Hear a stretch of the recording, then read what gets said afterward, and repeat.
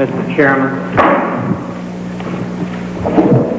I believe that question touches upon a highly sensitive and classified area, so may I request that you not touch upon that, sir?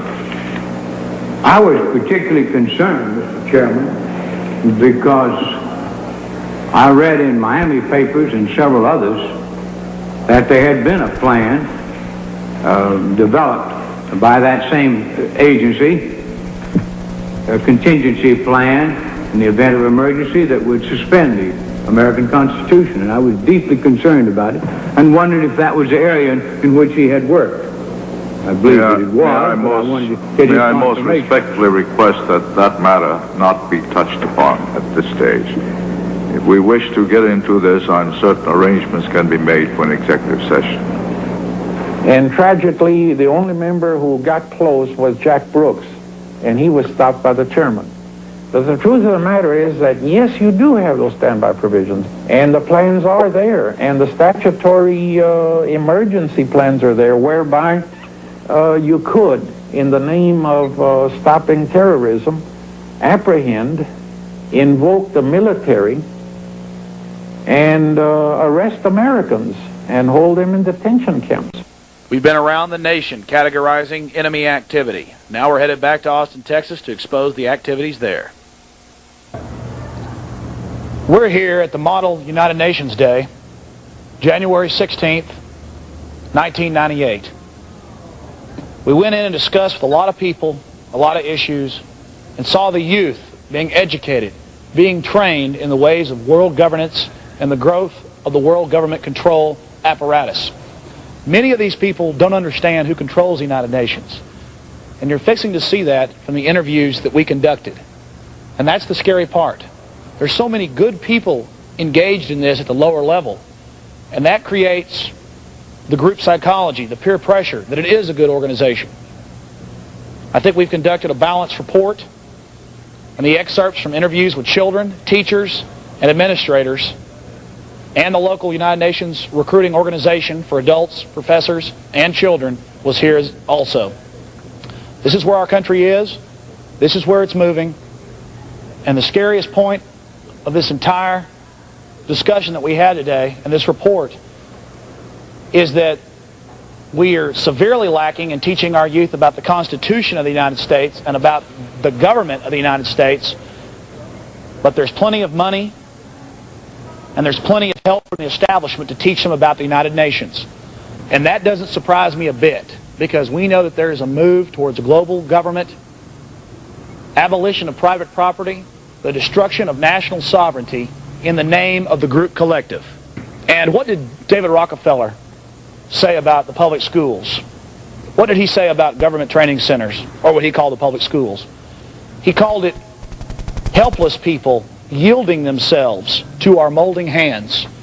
And these lovely, intelligent, but very young people are very easily molded by the establishment today. So let's go inside the teaching center here at the University of Texas and find out exactly what's happening to our youth of this nation. What's your name under here, Observer? Maybe it's just the same publisher. I read one that was called Simplify Your Life. That's what it's called. Oh, there's a whole battery of them. Otherwise, the pages are not supposed to let you. One of the things. Oh, good. If you don't have. So, we have lots of things, lots of plans, and we think we have a great conference. Who are some of the sponsors of the conference? Well, we are the United Nations Association of Austin, and this year the League of Women Voters is co-sponsoring us. Who is the head of the United Nations organization here in town? Frank Cooksey, a former mayor. Oh, yeah. Well, yeah, that's a different court. But this is, actually this court, the International Court, meets in The Hague. That's in the Netherlands, isn't it? Yes, it is.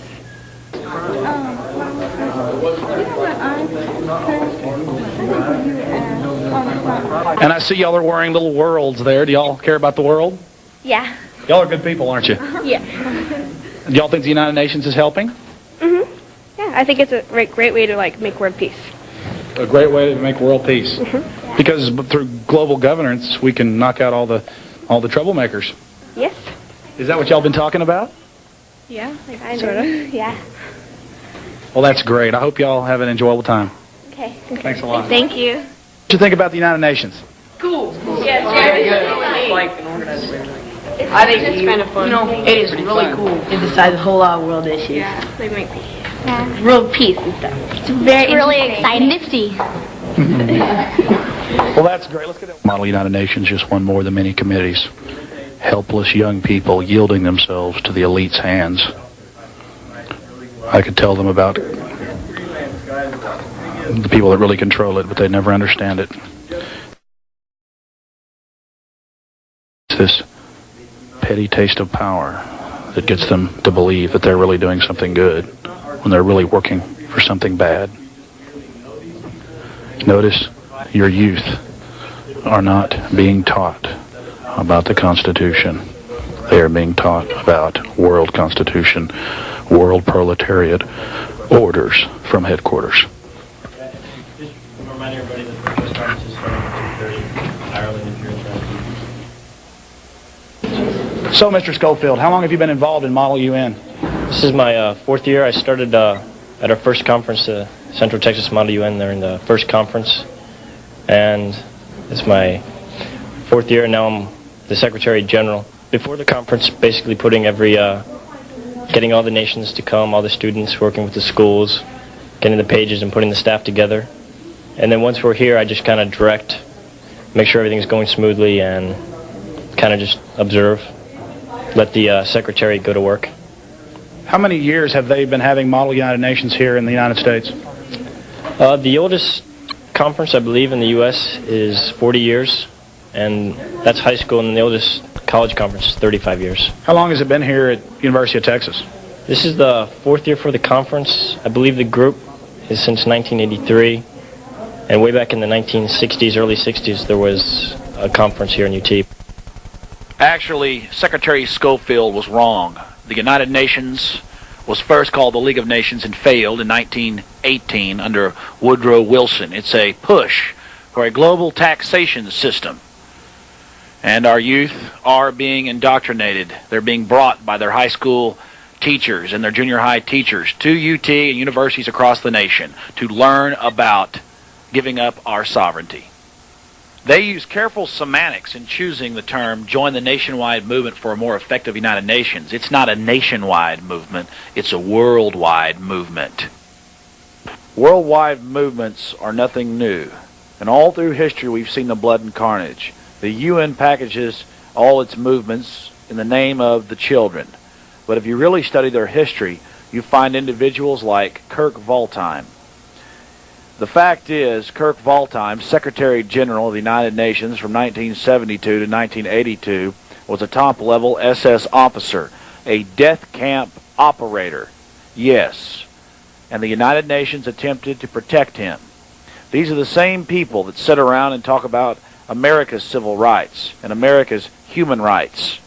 It's all an excuse. It's a package. It's a facade. Again, Kirk Waldheim, Secretary General from 1972 to 1982. And this fact cannot be ignored. This is the history of global government and pushes for absolute power. And we have the same type of individuals here in our nation today. There you have UN peacekeeping forces in Somalia and Rwanda, torturing, burning, making children drink salt water, eat worms, cutting people's heads off. This is the modern United Nations, but you won't see this in the mainstream press. This is a push for empire. They also give awards to China. We've already gone over China's human rights, the slave labor camps, the euthanasia, the infanticide. And they've given awards to organizations like NAMBLA. They've allowed them into the United Nations. See, I have photographs here, and I have other ones. I actually have color copies of these, but I just brought these of them burning Somali children, putting them in cages to die. These are Belgian UN troops, of them making them eat vomit and worms and salt water, and cutting their heads off. In fact, if you have time, I'll try to show you some photographs of that. What do you think about that? Torture. This has been in the Village Voice, the New American, both sides of the political spectrum, and it hasn't been in your mainstream press. These people have been punished by their respective countries, but not by the United Nations at The Hague. Well,